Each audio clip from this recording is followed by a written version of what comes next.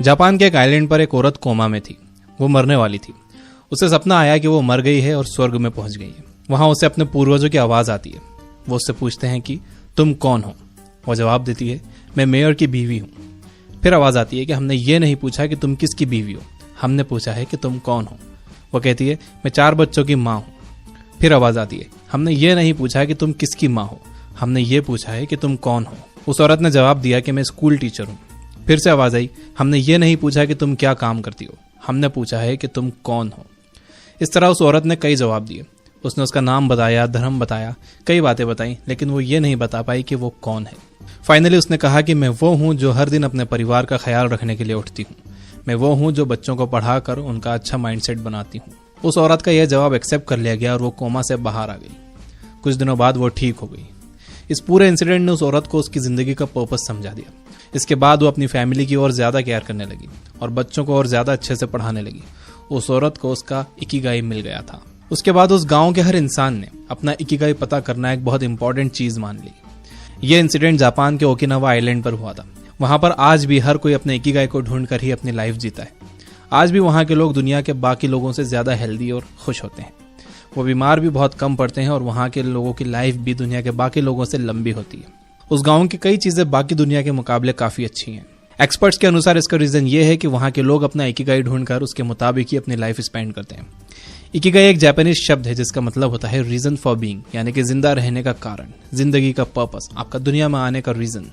Japanese मानते हैं कि हर इंसान का कम से कम एक इकिगाई होता ही है, जो उन्हें खुद को समझने के बाद ही मिल पाता है। इकिगाई मिलना बहुत मुश्किल होता है। लोगों की पूरी जिंदगी निकल जाती है इसे ढूंढने में।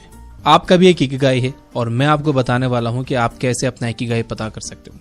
सबसे पहले हम इकिगाई का डायग्राम बनाते हैं। इस डायग्राम में 4 सर्कल्स के इंटरसेक्शंस हैं और इनमें होते हैं 4 सवाल जिनका जवाब आपको देना है। पहला सवाल, व्हाट यू लव। यह सवाल शायद सबसे आसान है। सोचिए, ऐसा कौन सा काम है जो आपको सबसे अच्छा लगता है, जो आपको एनर्जी देता है, जिससे आपको मजा आता है। ये कुछ भी हो सकता है, जैसे gardening, painting, exercising, cooking, photography, travelling, reading या कोडिंग, एनीथिंग। कोई भी ऐसा काम जो आपको बहुत अट्रैक्ट करता है। ये आपके ऑफिस का काम हो सकता है, फैमिली का काम हो सकता है, कोई ऐसा काम जिसमें आपने वॉलंटियरिंग की हो या आपके पर्सनल इंटरेस्ट हो सकते हैं। दूसरा सवाल, what you are good at, यानी कि आप कौन से काम में अच्छे हो, कौन से काम के आप एक्सपर्ट हो, आपके पास कौन से स्किल्स हैं। तीसरा सवाल, व्हाट द वर्ल्ड नीड्स। तीसरा सवाल यह पता करने के लिए है कि दुनिया को आज की डेट में किस चीज की जरूरत है। चौथा और आखिरी सवाल, for what you can get paid. इसमें वो चीजें आती हैं जो करके आप पैसे कमाते हो, जिसके बदले लोग आपको पैसे देते हैं, या आपको लगता है कि उस काम के बदले लोग आपको पैसे दे सकते हैं। फर्स्ट और थर्ड क्वेश्चन, मतलब व्हाट यू लव और व्हाट द वर्ल्ड नीड्स के बीच का इंटरसेक्शन में जो काम आएंगे वो आपकी लाइफ के मिशंस होंगे। मतलब व्हाट यू लव और व्हाट द वर्ल्ड नीड के सर्कल में जो कॉमन काम है वो आपकी लाइफ के मिशन होंगे। थर्ड और फोर्थ सर्कल के कॉमन कामों को कहते हैं वोकेशन, जो कि इन दोनों के बीच के इंटरसेक्शन में आते हैं, यानी कि ऐसे काम जिसकी दुनिया को जरूरत भी है और उसके लिए लोग आपको पैसे देने के लिए भी तैयार होंगे। फोर्थ और सेकंड सर्कल के बीच के इंटरसेक्शन को कहते हैं प्रोफेशन, यानी कि ऐसे काम जिसमें आप अच्छे भी हो, एक्सपर्ट भी हो और जिसके लिए लोग आपको पैसे देने के लिए भी तैयार हैं या होंगे। ये काम होंगे आपका प्रोफेशन।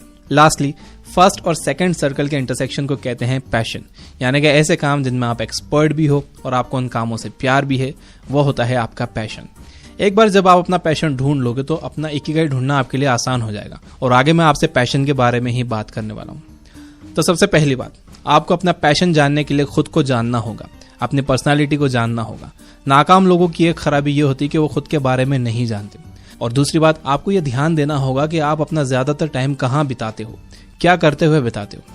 अगेन, नाकाम लोगों की ये भी एक खराबी होती है कि उन्हें पता ही नहीं होता है कि वो अपना टाइम कहाँ बिता देते हैं, उनका दिन कैसे निकल जाता है।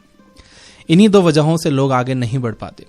सभी कामयाब लोग, बल्कि महान लोग जो पुराने जमाने में भी हुए, जो आज भी हैं, उन सब का भी यही कहना है कि जब तक इंसान खुद को नहीं जान लेता वो आगे नहीं बढ़ सकता। अब यहां से आप एक पेन और एक कॉपी लो। यहां पर अब जो मैं आपको बताने वाला हूं वो आपको लिखना होगा। आप लिखोगे तो आगे वाला पार्ट आप आसानी से समझ सकोगे और खुद को भी आसानी से समझ सकोगे। और जो आप सीख रहे हो वो लिखना एक अच्छी आदत है, कामयाब लोगों की आदत है। पैशन ना मिल पाने का सबसे बड़ा रीजन ये है कि लोग उन कामों में अपना ज्यादातर समय लगा देते हैं जिन्हें ना तो वो पसंद करते हैं और ना ही वो उन कामों में अच्छे होते हैं। तो यही देखने के लिए कि आप अपना समय कहाँ लगा रहे हो, हम एक एक्सरसाइज करेंगे। सो आई होप कि आपके पास पेन और पेपर रेडी है। तो सबसे पहले आप एक बड़ा स्क्वायर बनाओ और उस स्क्वायर को 4 स्क्वायर्स में डिवाइड करो। पहले स्क्वायर में ऊपर लिखो, ये काम मुझे पसंद है और इनका मैं एक्सपर्ट भी हूँ।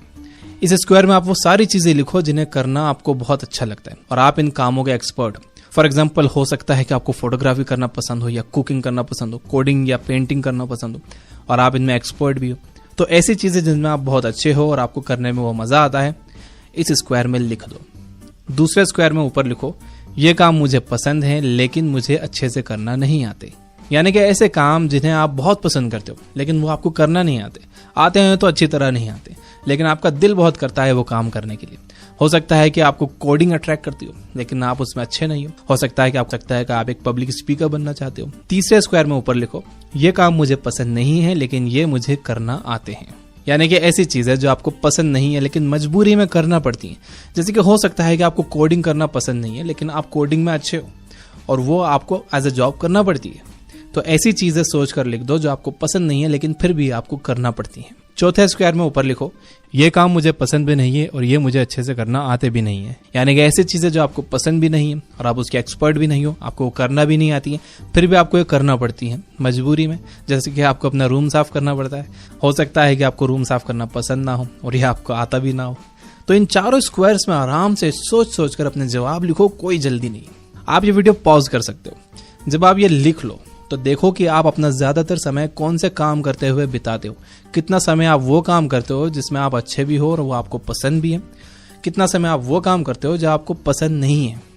जैसे कि मैंने पहले कहा कि ज्यादातर लोग जो काम उन्हें पसंद नहीं है वो करने में अपना समय बिताते हैं, इसलिए उन्हें अपना पैशन नहीं मिल पाता। यानी वो लोग नीचे वाले 2 स्क्वायर्स में अपना ज्यादातर टाइम लगाते हैं।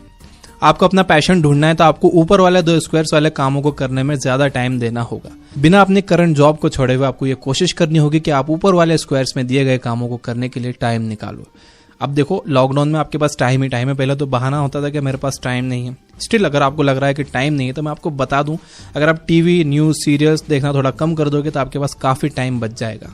अब हो सकता है कि आपने ऊपर के 2 स्क्वायर्स में कई काम लिखे हों। आपको उन कामों में से सिर्फ उस पर फोकस करना चाहिए जिसको आप ज्यादा एंजॉय करते हो, जिसको आप बहुत ज्यादा पसंद करते हो और जिससे आप आगे चलकर पैसे भी कमा सकते हो। और वो काम करके कोई ऑलरेडी बहुत पैसे कमा रहा भी हो, फिर आपको उस काम पर और उस आदमी पर रिसर्च करनी चाहिए कि वो आखिर में ये सब कैसे कर रहा है और आपको भी वैसा ही करना चाहिए। अब जैसे कि मैंने पहले कहा कि अपना पैशन पता करने के लिए आपको खुद को जानना बहुत जरूरी है। तो सेकंड एक्सरसाइज जो मैं आपको करवाने वाला हूँ वो एक पर्सनालिटी टेस्ट है। इसे करने के बाद आप खुद को बेहतर तरीके से जान सकोगे। ये एक बहुत फेमस पर्सनालिटी टेस्ट है। इसे कहते हैं डिस्क टेस्ट, DISC। ये पर्सनालिटी टेस्ट बेस्ड है 2 बेसिक ऑब्जर्वेशंस पर। पहला ये कि आप आउटगोइंग हो या आप रिजर्व्ड हो। यानी कि आप बाहर जाना, लोगों से मिलना जुलना ज्यादा पसंद करते हो या आप घर में रहना पसंद करते हो, बस कुछ खास लोगों के साथ ही टाइम बिताना पसंद करते हो। आउटगोइंग लोग किसी को भी जल्दी से अपना दोस्त बना लेते हैं। ये लोग हमेशा कहीं बाहर जाने के लिए तैयार रहते हैं, बल्कि यही लोग बाहर जाने के प्लान्स बनाने वाले होते हैं और दूसरे लोगों को भी ये अपने साथ शामिल कर लेते हैं। रिजर्व लोग घर में रहना पसंद करते हैं। अगर आपको इन्हें कहीं घूमने ले जाना है तो ये बहुत मुश्किल से मानते हैं।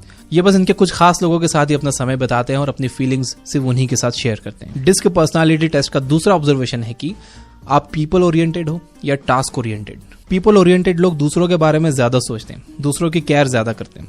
फॉर एग्जाम्पल, अगर एक कंपनी का बॉस पीपल ओरिएंटेड है तो वो ये सोचेगा कि उसके एम्प्लॉयज आराम से काम कर पा रहे हैं कि नहीं, उन्हें कोई परेशानी तो नहीं है, किसी चीज की कोई कमी तो नहीं है। टास्क ओरिएंटेड लोग टास्क के बारे में ज्यादा सोचते हैं, वो टास्क की केयर ज्यादा करते हैं। एक टास्क ओरिएंटेड बॉस ये सोचता है कि काम अच्छे से हो रहा है या नहीं, काम पूरा हो रहा है या नहीं, काम की सही क्वालिटी है या नहीं, काम समय पर हो रहा है या नहीं। इसमें आप कुछ भी सही या गलत मानकर मत बैठना। इसमें कुछ भी सही या गलत नहीं है, ये बस अलग अलग टाइप के बिहेवियर है। तो आप खुद को एक ऑनेस्ट जवाब दो कि आपका बिहेवियर इसमें से कौन सा है। खुद को जज मत करना। ये मत मान लेना कि आप जो जवाब दोगे वो फाइनल होगा। इस टेस्ट से आप बस खुद के बारे में और अच्छे से जान सकोगे, इसलिए ऑनेस्टली खुद को इसका जवाब दो। इन 2 सवालों के जवाब से पर्सनालिटी के 4 टाइप्स निकल कर आते हैं, DISC।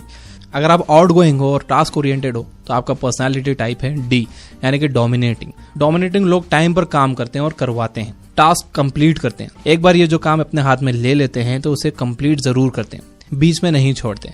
इन्हें लीडरशिप पोजीशन पर रहना अच्छा लगता है। जो लोग आउटगोइंग और पीपल ओरिएंटेड होते हैं उनका टाइप होता है I, यानी कि इंस्पायरिंग। ये लोग दूसरों को इंस्पायर करते हैं अपने कामों से, अपनी बातों से, और ये लोग ज्यादा बातें करने वाले होते हैं। ये लोग आइडियाज पर बात करते हैं, ये लोग भाव-ताव करने में अच्छे होते हैं, ये हमेशा दूसरों की मदद करने के लिए तैयार होते हैं, ये पॉजिटिव एटीट्यूड वाले होते हैं। जो लोग रिजर्व और पीपल ओरिएंटेड होते हैं उनका टाइप होता है एस, यानी कि सपोर्टिव। ये लोग सबको साथ में लेकर चलते हैं। इन लोगों को मिलकर काम करना अच्छा लगता है। ये लोग हम्बल होते हैं। ये लोग सेंसिटिव और स्लो भी हो सकते हैं। जो लोग रिजर्व और टास्क ओरिएंटेड होते हैं उनका टाइप होता है सी, यानी कि कॉशियस। इस टाइप के लोग बहुत सावधान रहते हैं, बहुत सतर्क रहते हैं। इनका फोकस क्वालिटी पर होता है। ये काम में परफेक्शन चाहते हैं। इन्हें गलती करना अच्छा नहीं लगता। ये अपने काम के एक्सपर्ट होते हैं। तो ये थे डिस्क पर्सनालिटी टाइप्स। अब आप सोचो और ऑनेस्टली खुद को जवाब दो कि आप इनमें से कौन से टाइप को। यहाँ ऑनेस्ट जवाब देना बहुत जरूरी है। हर इंसान में ये चारों क्वालिटी थोड़ी थोड़ी होती है, लेकिन किसी में कुछ ज्यादा होती है, कुछ कम होती है। तो यही आपको सोचना है कि आप में कौन सी क्वालिटी ज्यादा है, डी, आई, एस या सी। इस टेस्ट का मकसद आपको किसी कैटेगरी में फिक्स करना नहीं है, बल्कि खुद को अच्छे से जानना है। क्योंकि जब तक आप खुद को अच्छे से नहीं जान सकोगे, आप अपना पैशन भी नहीं ढूंढ सकोगे। अब आपको करना यह है कि जैसा आपका पर्सनालिटी टाइप है उसके हिसाब से आपको काम करना चाहिए। फॉर एग्जाम्पल, अगर आपका पर्सनालिटी टाइप सी है, यानी कि रिजर्व एंड टास्क ओरिएंटेड, और पहले जो मैंने स्क्वायर्स बनाए थे उसमें ऊपर वाले स्क्वायर में आपने लिखा है पब्लिक स्पीकिंग एंड कोडिंग, तो आपको कोडिंग पर ज्यादा फोकस करना चाहिए, क्योंकि कोडिंग आपकी पर्सनालिटी से ज्यादा मैच करती है। ये मैंने बस एक एग्जांपल दिया है। इसके हिसाब से आप अब ये पता कर सकते हो कि आपको कौन से काम को ज्यादा टाइम देना चाहिए। ये बात याद रखो कि नाकाम लोग अपना ज्यादातर टाइम उन कामों में लगाते हैं जिनमें वो अच्छे नहीं हैं और जिसे वो एंजॉय भी नहीं करते, जबकि कामयाब लोग अपना ज्यादातर समय उन कामों में लगाते हैं जिनमें वो बहुत अच्छे हैं और जिसे वो एंजॉय भी करते हैं। तो आपको अपना पैशन ढूंढने का मैंने एक बहुत ही बढ़िया तरीका बताया। अब ये आपके ऊपर डिपेंड करता है कि इसका इस्तेमाल आप करते हो या नहीं।